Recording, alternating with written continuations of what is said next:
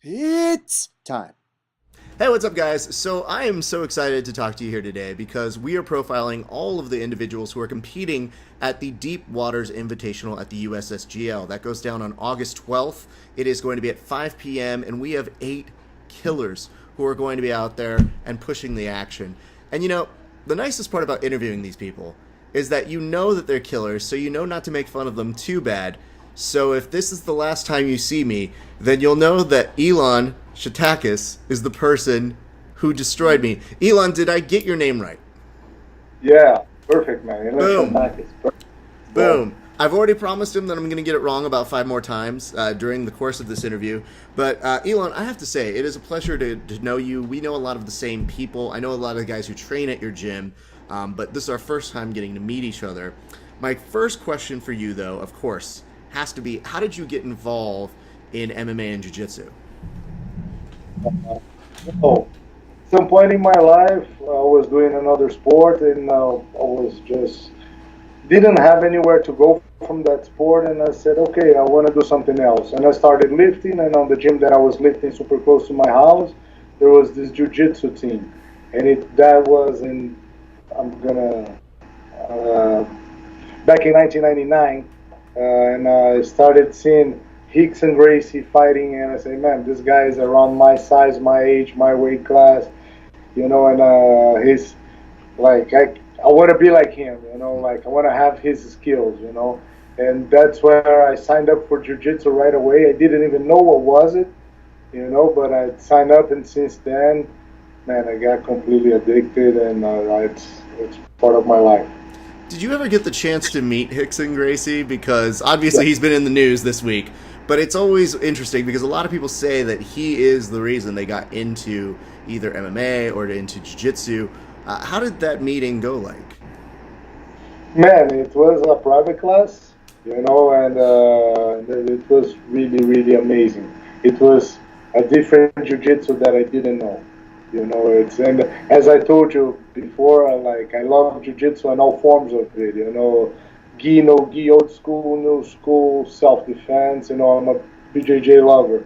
So to learn, like for me, it was a dream come true. That was something that I wanted to do before I get my black belt. And I was completely honored. Like for me, he's Michael Jordan. Right. So that's what I can say about it. It was amazing. Were you able to express how important he was in the beginning of your career? And were you able to make those words out? Because I know a lot of people meet him and they go, Rickson, you Yeah, changed my no. life. And oh my God, thank you. First thing, first thing I said, man, my life it is the way it is today because like you had the butterfly effect on Mm, my life. Because one day I saw you fighting and beating guys way bigger than you. Uh, that's why I'm here today, and because I saw you back there. Of course, a lot of people in the, that I'm thankful of knowing and introducing me to jiu-jitsu, but he was the butterfly effect, like all my life for sure. And I told him that straight away. I'm sure he's heard it so many times. He's like, yeah, I know, everybody. Yeah, man, come on, let's get put your gear, let's go. He is very humble like that. I have had the opportunity to interview him, and I mean, he understands his role, and I think he understands it's evolved and changed. And obviously, congratulations to him on his well-deserved red belt. Even though in some systems, some people would say, "Oh, you got to wait a few more years." Yeah, but he's Rickson. You know what I mean? If there's someone that deserves that, it's Hicks. Yeah, we're just basically giving it to him before it was going to happen anyway. So, whatevs. I will say this. Okay, so obviously Rickson has this great instrumental effect on getting you into jiu-jitsu and motivating you to do it because you see him succeeding at it. But when's the moment that you know that you're stuck? When's the moment that you know you are addicted to jiu-jitsu? A really interesting question because for some time I got into jujitsu just to say that I was doing jujitsu, to look good for the girls and the friends and stuff like that. And that's probably the first 3 years of me doing jujitsu. But I was competing since the 6 months I was doing jujitsu. I already signed up for a white belt tournament, the state championship in Sao Paulo. I was already competing there. Lost in the first fight by points, and I said, man, I don't want to have that taste ever again, you know. And so, yes, man, that's it, you know. Like competition, I've been since I was doing that since I was 6 months in jiu-jitsu. That's it.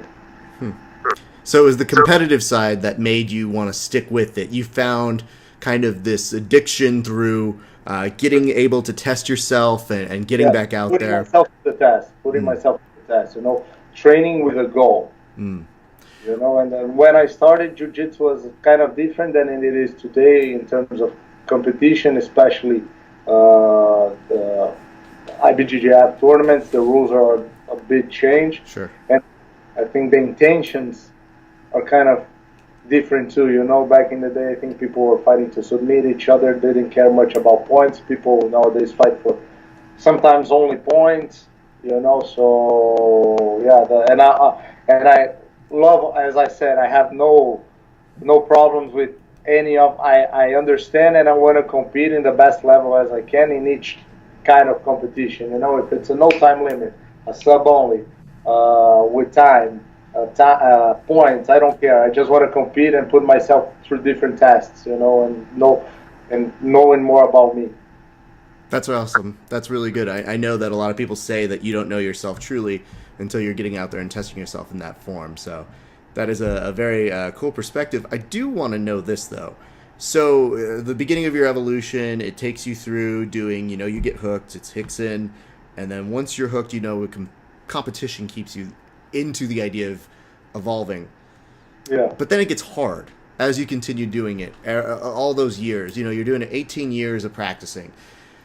What is it that then keeps to motivating you to doing it? So, like, what is it that keeps it fresh all of these years? Yes, I'm a guy that because I'm in love with jiu-jitsu, I'm always studying, I'm always seeing a new technique. Just the other day I saw a back kick from Rafa Mendes and I said, man, this guy is just amazing, you know, amazes me every day. So I'm a guy that really looks jiu-jitsu technique, and now that I'm getting a little bit older and I have my own academy, I like to teach jiu-jitsu a lot, you know, like that's what I see myself doing for the rest of my life. I want to teach jiu-jitsu, I want to spread jiu-jitsu as much as I can, you know, because I see the benefits in people's lives, not just competing jiu-jitsu, because I don't know, 95% of people that do jiu-jitsu doesn't compete in jiu-jitsu. Also, but I just see the general benefit in their lives and their health. And that's what pushes me today to continue doing jiu-jitsu. Well, you mentioned a little bit about your academy. I want to go back to that because your home base is Blackhouse, and you have one in Miami, or I'm sorry, Miami. I mispronounced that. And then you've obviously got the one out here in Los Angeles. And I know a lot of the people who train out there. And that's a lot of MMA players who come to you guys. What is it that makes you guys such an appealing destination for so many MMA individuals? Well, I think Blackhouse has a history of almost 10 years now, and in an MMA world, and we produce many of the greatest champions ever, as Minotauro, Lyoto, Anderson, and we have other phenomenal fighters as RDA, Glover, and Minotauro and Rafael Feijão, and I can keep naming it here. The guys that stop here and train with us. All our coaches here are legendary, and we have a state-of-the-art facility. We just partner up with a strength and conditioning company called Fastwitch. It's an Under Armour company, and now we don't just have like a state-of-the-art facility and great coaches. We have professional strength and conditioning program for athletes, you know. So what those guys deserve. So that's and I think it's one of the only gyms in the world that are private. It's not open, like you get here with an invitation, you know, and that's the only way how you get here. Is not something that you sign up online, right? And you come, you know. So I think that's what keeps the fighters, okay, man, I'm gonna come there, I won't have cameras, I don't have, and hey, come on, sign me an autograph or something like that. So that's what I think the fighters want, some privacy too, you know. Well, it's that I think probably some security in knowing you can concentrate on the fighting there, because there are so many other elements that people get caught up in, I see, No, because it's a multi-tiered thing. or anything like that. Nobody knows if you get injured, if you're not Hmm. feeling good that day. You're between family here. Yep. It keeps behind our gates. No, that's fantastic. And you obviously, like you said, you have a murderer's row of who's who come in. Do you ever just sit back, though, and just kind of look back and go, look at all of these people in this room? Like, do you ever have those moments? Because when it starts with owning a gym, not many people talk about it because it's not as fun, but it's a lot of hard work to make that dream possible. And then to see those legendary names that come through there and get their training through there, like, how does that feel and how does that evolve? The thing is, our partners here at Suarez and George Guimarães, they've been managing the top-notch fighters since day one, of the MMA, since the Gracies, and so they're really connected with those guys. My job was to come here and put it together, a state-of-the-art facility, and we put our forces together, and we managed to do it quite well, I guess. This is the most modest, quite well. I mean, no big deal. Just look at these names. I'm really proud of my work, but I know there are a lot of other teams right there, and it's super good. So I don't I'm the best, no, nothing like that. Like, it's good for our fighters, that's what I want. All right, this modesty thing's going to come back to haunt you. Everybody knows it's all about saying you're the best and trash talking like Conor McGregor, but Yeah, no. I'll let that go back to you. I want to say this, though. So now let's transition to why it is you are doing our Deep Waters Invitational. We got in touch with you, and my first question was, your credentials speak for themselves, but why do our tournament? Why do our sub-only format, and what was the appeal? Look, man, this invitation. First, I like to compete, as I said, So I think it was a no-gi tournament with only no-gi guys that specialize on that, and I said, okay, it's a challenge tournament for me because I train no-gi probably 3 times a week and gi 5 times or 6 sometimes, So I said, okay, it's right challenging, so I'm training my training format, putting more no-gi, and learn more about, always learning experience about a no-gi. But I tell you that the aircraft carrier, it's something that really got me to, Well, it's the setting of it. We're very proud to be in conjunction with wrestling and having this experience, and we feel the need to showcase something that's great. So we reached out to competitors that we like and that we respect. And so the idea is like, we want these wrestlers to see what it is that we do and hopefully want to come in and be a part of it, because we want to be more inclusive in our sport. I find that the more that we integrate different disciplines as opposed to making ourselves our own little island, the better everybody gets, and I feel like one of the criticisms is, a lot of people say people don't even consider their stand-up in competition. Everybody goes straight to almost a double guard pull, and they have those criticisms of they don't look for the takedowns. And so it's one of those things where I say, well, one way of doing that is being inclusive to those individuals who might push you to be a little bit better in that way. So it's not just wrestlers, it's to those who practice judo. Everybody, there's a place for you here. And thus we reach out to folks like you to facilitate some, hopefully very good highlight reel finishes so that we can continue to promote that. So obviously, the scenery's got to be really nice. The challenge is there. You mentioned earlier before, and I don't want to harp on this, but you are a little bit older. Yeah, I'm 37, turning to. I'm on the day of the competition. I'm going to be 38. Okay, so you're 37, but in jiu-jitsu that's 94. Yeah. In jiu-jitsu years, everybody knows it's worse than dog years. But the idea is you get out there and you want to do this, and most people don't even feel the need to have to do this. But what is that challenge? I have to do it. I do it because I love, man. And I tell you, I train every night with 20-year-old guys, and you can ask them. If I can, if I have the gas tank to put up with them. They will tell you. Awesome. That's the right answer that we want to hear. Because here's the thing, dude. I like the fact that, I am 35 years young myself, And I am training with 20 and 30, year olds who I look over, and when they complain that they're tired, I just kind of look at them and I go, "Shut up, shut up on complaining that you're tired." You guys, if you're 21 and you're saying that you're tired, I don't want to hear any part of it. And at the end of the day, it's just jiu-jitsu. We're not getting our ribs kicked, our faces punched, or elbowed. It's just jiu-jitsu. So throw me anyone. Like anyone. I don't care. It's just jiu-jitsu. I love it. That's great. Well, thank you for holding it down for those of us, I guess. What are we, Masters 2 division now? I don't even know. But holding it down for that group. What are the things that people can expect to see you? So let's say people aren't as familiar. Where can they find more of your work?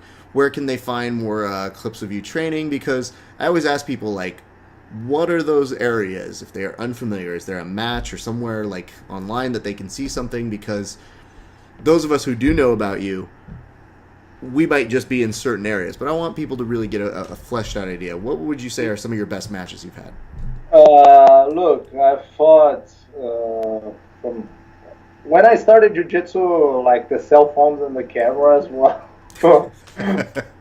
No, I know, dude. When you started, so much, they etched them into stone. Yeah, kind of like that. Go like that. But from the past 6 years that I've been competing, I left Brazil, and I always represented my professor in Brazil, and I was the coach at my academy. So I was the only guy competing. I was always by myself. I don't have much of my fights recorded. I just fought this week in the Nationals, the American Nationals for IBJJF, and I don't have a footage of this tournament, so I have cool videos at the Blackhouse page, Blackhouse MMA page on Facebook. I have one with the master here, Kevin Casey. That was a cool day. He was beating everybody up here, asking for fresh meat, and I was just passing by. I just took my shirt, jump in, and it was a back take drill, and started taking his back, and we made a cool video. If you guys go to our page, you're gonna find it. It was a cool video. You'll be able to see a little bit how I work for my back. When you're doing that, I have an important question to ask. This is a technique question. When you're controlling his back, does it help to rap in his ear? Because if you throw down some fresh beats, does that help you to retain his back? Do you start rapping a little bit, like just to be like, "Yo, son, what?" And then that helps you to maintain the back control? I was on his ear. Never say never, gonna never go bad. That his music, his new music, man. You can check it out. Google Play Apple Music. Never. Look at that. You just made the best commercial for him possible right there. That was well done, sir. Kevin, my brother. Kevin is obviously no slouch, a very well-respected jiu-jitsu practitioner himself. So. He was the guy that hooked me up the private with Rickson, because he's a Rickson he's a black belt under Rickson. That's true. Wow, man. Yeah. So I guess it's funny how those things start to work out. Like you just kind of look back and you go, "Oh man, that's right. Kevin gave me that. Yeah, he made that happen." Well, obviously, send him our best on that, but. I want to make sure that people know this about you, so they could go to the Blackhouse either website, they can go to your Instagram. Where else can they find you if they are looking for you, sir? They can find me here at Blackhouse. They can Blackhouse MMA in Gardena, and you can find me every night at Rickson Gracie South Bay in Torrance, where I live. Is where I do my training every night, and. Yes, my Instagram, it's Ilan XJJ, at Ilan XJJ. And my Facebook, you're going to find Ilan Xanthakis, my name, ILAN. Well, the last name, you're going to see it on the video here, right under for me. Help me out. Absolutely. And if you guys are purchasing tickets and you are coming to see Ilan, make sure that when you do the drop down on our Eventbrite, you put his name so that way we take care of him, because the nice thing about it is I know you have a lot of support, and I hope people come down to support you on out in San Diego. That goes down the Deep Waters Invitational August 12th, 5 p.m., San Diego, on the Broadway Pier, the beautiful Broadway Pier. We're going to be part of the spectacle. He's already promising to choke people out, so you can't take enough away from that. But I want to say this. Ilan, it was a pleasure to get to talk with you this afternoon. But before we go, I need you to answer one question. It's a very simple one, okay? Okay. Before we sign off, I want you to end with telling people why it is they should come see you and what they can expect when they see you at the Deep Waters Invitational August 12th. Man, you're gonna see me, an old timer, putting kids to sleep. You know, that's what I'm gonna do. That's why you should come and see. You're gonna put, like, I'm a dad. I'm gonna put, as I put my babies to sleep, I'm gonna put those kids to sleep too. You know, it doesn't get better than that. I think that's where we're going to cut it. My thanks to Ilan again for a great interview. We will see you guys. For more information, go to ussgl.com, and also keep it locked here so that we will be able to get more and more information. We're going to have all the guys who are competing and get to know them a little bit better. On behalf of all of us here at USSGL, thank you very much, and we'll see you soon.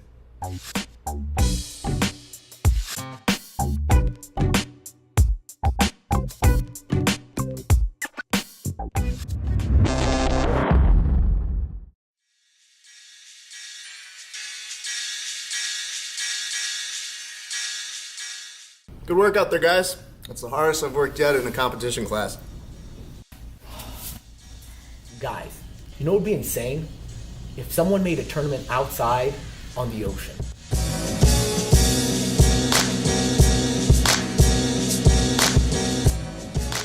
What? And what if it had, like, a party vibe? Like a DJ, some acai, maybe some cocktails? What?